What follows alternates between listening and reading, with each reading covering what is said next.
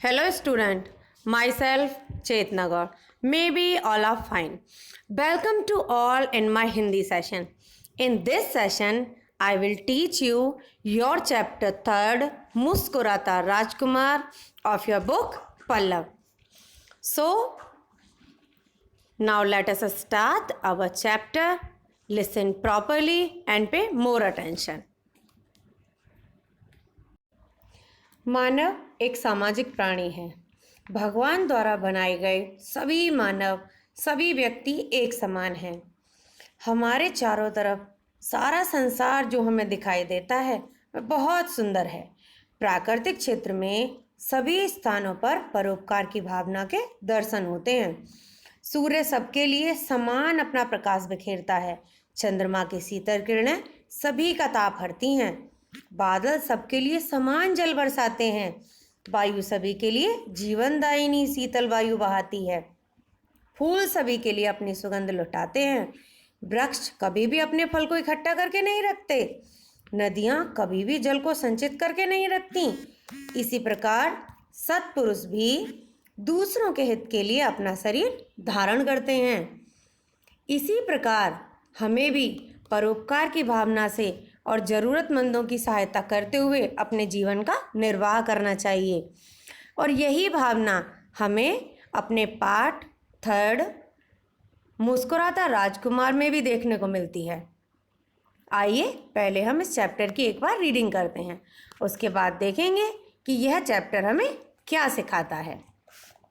बहुत ध्यान से सभी लोग मेरे साथ दोहराएंगे और कोशिश करेंगे कि चैप्टर पर पूरा ध्यान दें। एक शहर के मध्य एक प्रतिमा लगी हुई थी। यह प्रतिमा उस राज्य के किसी राजकुमार की थी जो सदैव मुस्कुराता रहता था, इसलिए सब उसे मुस्कुराता राजकुमार कहते थे। उसका रंग सुनहरा तथा उसके वस्त्र सोने की परतों से बने हुए थे।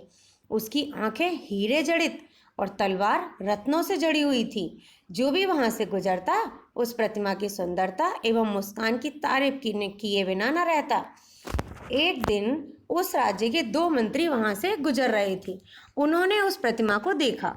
उनमें से एक बोला, वाह कितनी सुंदर प्रतिमा है, कलाकार ने जैसे इसमें जान ही डाल दी है, लगता है जैसे अभी बोल उठेगी। मुस्कुराते राजकुमार की प्रतिमा की मुस्कान की बातें सुनकर मंत्री जी आगे बढ़ गए। तभी एक माँ अपने छोटे बच्चे का हाथ थामे वहां से गुजरी। बच्चा रो रहा था।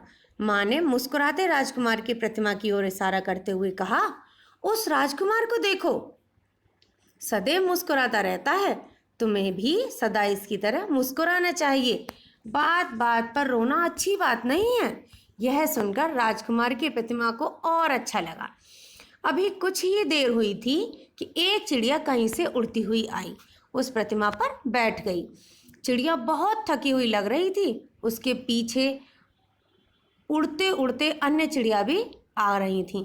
चिड़िया भी आराम कर रही थी कि बूंदाबांदी होने लगी। चिड़िया बोली, अरे मैं तो आराम करने यहाँ बैठी थी, किंतु अब क्या करूँ, यहाँ तो बारिश से बचने के लिए, सिर ढकने के लिए जगह ही नहीं है। क्या फ़ायदा ऐसी मूर्ति का जो किसी को भीगने से भी न बचा सके। अपनी चिमनी में ही चलती हूँ, इससे तो वही अच्छी है। चिड़िया की बात सुनकर मुस्कुराते राजकुमार की आंखों में आंसू आ गए। वह चिड़िया की मदद करना चाहता था। उसने चिड़िया से कहा, रुको, मेरी बात सुनो, मेरे दोनों पाँव के बीच बारिश से बचने की जगह है, तुम यहीं बैठ जाओ। चिड़िया को मुस्कुराते राजकुमार की बात जम गई। वह वहीं जमकर बैठ गई। रात को राजकुमार ने चिड़िया से कहा, तुम्हें पता है, कभी मैं भी सेन साउची के बड़े किले में रहता था, सदा खुश रहता था और हमेशा सबके काम आता था। अब मैं जीवित नहीं रहा, शायद मेरा दिल भी नहीं रहा। मैं चाहते हुए भी किसी की कोई मदद नहीं कर सकता। क्या तुम मेरी मदद करोगी? चिड़िया बोली, हमें बसंत से पहले अपने नए स्थान पर पहुंचना है।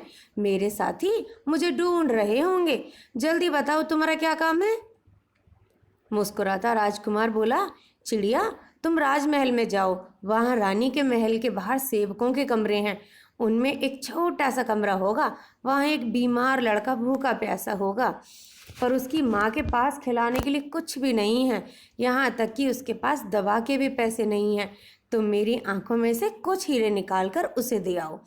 वह हीरे बेचकर अपने बेटे का इलाज करवा लेगी और उसे भोजन भी करवा देगी। चिड़िया बोली, नहीं, मैं उस लड़के की मदद के लिए बिल्कुल नहीं जाऊंगी। जानते हो, पिछले साल जब मैं नदी पार कर रही थी तो कुछ शरारती लड़कों ने मुझे पत्थर मारे थे। चिड़िया की बात सुनकर राजकुमार उदास हो गया। राजकुमार को उदास देखकर चिड़िया ने झट से उसकी बात मान ली। उसने अपनी चोंच से कुरेदकर उसकी आंखों से कुछ हीरे निकाल लिए और तेजी से उड़ती हुई राजमहल के पास पहुंची। उसने हीरे उस छोटे से कमरे में गिरा दिए। अपने कमरे में चमकते हीरे पाकर लड़के की माँ बहुत खुश हो गई और अपने बेटे की दवा और खाना लाने के लिए दौड़ी हुई बाहर चली गई।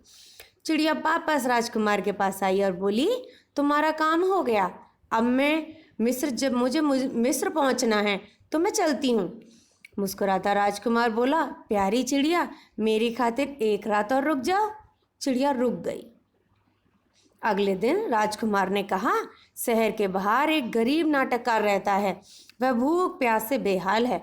मैं नहीं चाहता कि वह अपनी भूख से तंग आकर अपनी कला छोड़ दे। तुम मेरी तलवार से जड़े रत्न निकालकर उसे दे आओ। चिड़िया ने तलवार में जड़े रत्न निकाल लिए और एक एक कर कलाकार के पास डाल दिए। कलाकार खुशी से झूम उठा।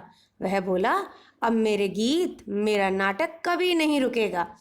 चिड़िया लौट आई।